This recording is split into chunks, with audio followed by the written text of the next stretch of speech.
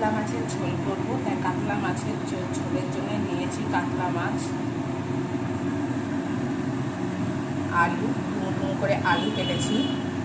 আর মশলার জন্য লাগবে একটা পেঁয়াজ, টমেটো, দুটো রসুন, দুটো লঙ্কা। এগুলো একসাথে মিক্সচারে মিহি করে নেব। মশলাটা মিক্সচারে মিহি করা হয়ে গেল।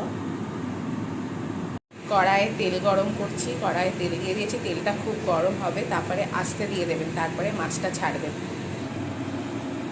মাছটা নুন হলুদ মাখাবো। এবার নুন আর হলুদ দিয়েছি, তাই নুন হলুদ মাখাবো মাছটা। আমরা ক্যাচের পিঙ্ক রক সল্ট ইউজ করি।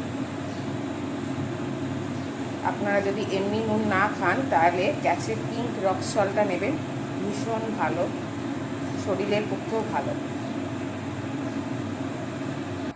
নুন হলুদ মাখানো হয়ে গেছে, এবার মাছগুলো ভেজে নেব।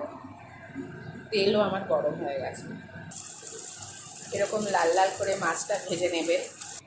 এই একই তেলে গোটা জিরে, শুকনো লঙ্কা আর তেজপাতাটা দিয়ে দেবো। এরপর আলুটা দেবো।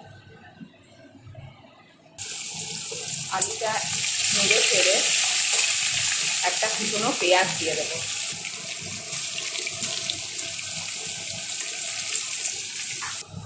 আলু পেঁয়াজ ভাজা হয়ে গেছে, এরপরে এর মধ্যেই মশলাটা দিয়ে দেবো। মশলাটা একটু কষিয়ে নেব। কষানো হয়ে গেলে গুঁড়ো মশলা দিয়ে দেবো। গুঁড়ো মশলার মধ্যে জিরের গুঁড়ো, ধনের গুঁড়ো আর টক দই আর সামান্য নুন আর একটু সামান্য মিষ্টি, পরিমাণ মতো নুন দেবেন আপনারা। মশলা আমার কষানো হয়ে গেছে, এবার দইটা দিয়ে দেবো। এক এক করে পুরো মশলাগুলো দিয়ে দেবো।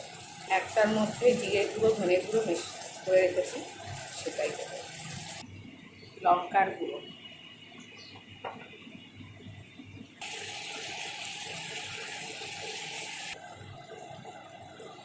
লবণ।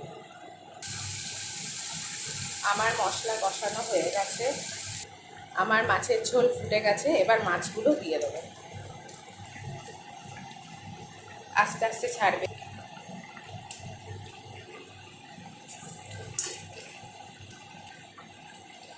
হালকা হাতে নাড়িয়ে দেবেন।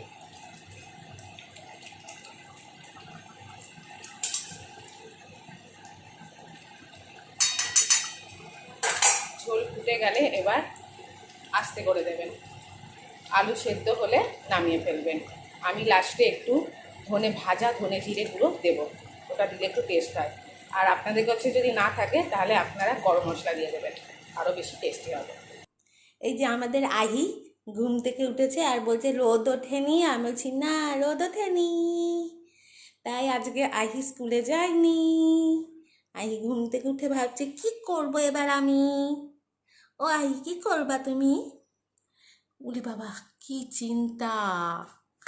আহির কি চিন্তা দেখো, উলি বাবা, চুলগুলো দেখো ইলুমিলু, হুলি হুলি হুলি। গাইস, মাছের ঝোলের কালারটা দেখুন। কার কার লোভ লাগছে এই মাছের ঝোল দেখে? আর কে কে খেতে ভালোবাসেন প্লিজ কমেন্টসে জানাবেন।